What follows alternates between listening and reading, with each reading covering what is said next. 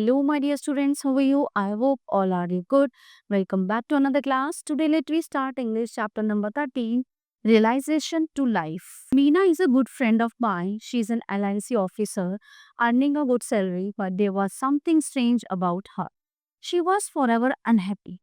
Whenever I met her, I would start to feel depressed. It was a thought her gloom and cynicism had a way of spreading to others. She never had anything positive to say on any subject or about any person. Okay, so for instance, I might say to her, Meena, did you know Rakesh has come first in his school? Meena's immediate reaction would be to belittle the achievement. Naturally, his father is a school teacher. She would say, if I said Meena, Shweta is a very beautiful girl, isn't she? Would be pessimistic. When a pony is young, he looks handsome. It is age that matters. Wait for some time. Shweta will be uglier than anyone that you know. Meena, it's a beautiful day. Let's go for a walk. No, the sun is too hot and I get tired. If I walk too much, besides, who says walking is a good for health? There is no proof. मतलब वो इतनी depress थी कि हर चीज में जो है negative वो चीजें बोलती थी। कोई से पॉजिटिव बात करता, वो नेगेटिव ही उसका रिप्लाई देती। Okay, that was Meena. She stayed alone in an apartment in Bangalore as her parents lived in Delhi. She was an only child and had the habit of complaining about anything and everything.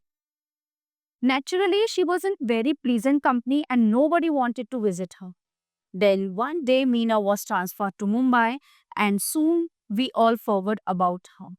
Many years later, I found myself caught in the rain at Mumbai's floor fountain. It was pouring and I didn't have an umbrella. I was standing near a popular department store, waiting for the rain to subside. Suddenly, I spotted Meena. My first reaction was to avoid being seen by her, having to listen to her never ending complaints. However, she had already seen me and caught hold of my hand cheerfully and said, Hey, I'm really excited. It's nice to meet old friends. What are you doing here? I explained that I was in Mumbai on official work. Then stay with me tonight, she said. Let's chat. Do you know that old wine, old friends, and old memories are precious and rare? I couldn't believe it. Was this really Meena? I pinched myself hard to be sure that wasn't a dream, but Meena was really standing there, right in front of me, squeezing my hand, smiling, and yes, she did look happy. मतलब अब वो खुश दिख रही थी. In the 3 years she had been in Bangalore, I had never once seen her smiling like that. A few strands of grey in her hair reminded me that years have passed. There were a few wrinkles on her face, but the truth was that she looked more attractive than ever before. Finally, I managed to say, No, Meena, I can't stay with you tonight. I have to attend a dinner. Give me your card and I will keep in touch with you. I promise. For a moment, Meena looked disappointed. Let's go and have tea at least, she insisted, but Meena exclaimed, So what? We will buy an umbrella and then go to the Grand Hotel, she said. We won't get a taxi in this rain, I grumbled. So what? We will go. I was surprised. It wasn't the same Meena I had known. Today she seemed ready to make any number of adjustments. We reached the Grand Hotel, deranged by then. The only thought in my mind was to find out who or what had brought about such a change in the pessimistic Meena that I had known. I was quite curious. Tell me, Meena, is there a Prince Charming who has managed to change you so?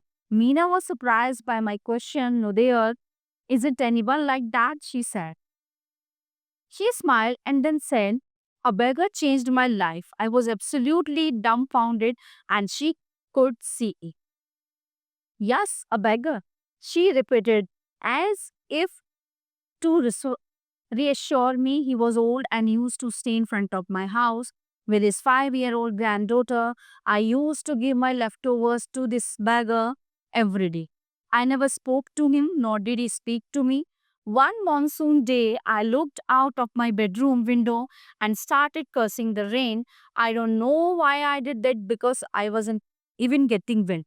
That day, I couldn't give the beggar and his granddaughter their daily quota of leftovers.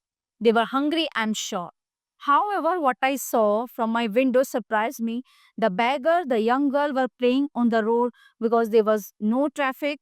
They were laughing, clapping, and screaming joyously as if they were in paradise. Hunger and rain did no matter. They were completely drenched but totally happy. I envied their zest for life. That scene forced me to look at my own life. I realized that I had so many comforts, none of which they had, but they had the most important of all assets, one which I lacked. They knew how to be happy with life as it was. I felt ashamed of myself. I even started to make a list of what I had and what I did not have. I found I had more to be grateful for than most people could imagine. That day, I decided to change my attitude towards life using the beggar as my role model. After a long pause, I asked Meena how long it had taken her to change. Once this realization dawned, she said it took me almost 2 years to put the change into effect. As you know, I was a chronic pessimist. Old habits die hard, but now nothing matters. I'm always cheerful and happy. I find happiness in every small thing, in every situation, and in every person. Did you give Guru Dakshina to your Guru? I asked. No. Unfortunately, by the time I understood things, he was dead, but I sponsored his granddaughter to a boarding school as a mark of respect to him. तो कैसे एक भिखारी ने उसकी life को change किया, क्योंकि जो इंसान डिप्रेस होता है ना, वो हर चीज में नेगेटिविटी ढूंढता है, मतलब कुछ भी उसको बोलो वो नेगेटिव ही होता है. ओके, तो एक बैगर ने कैसे उसकी लाइफ चेंज करी, सी है. So, dear students, the chapter is in here. I hope you all are very well understand full chapter. So, we will meet you the next class. Thank you, everyone.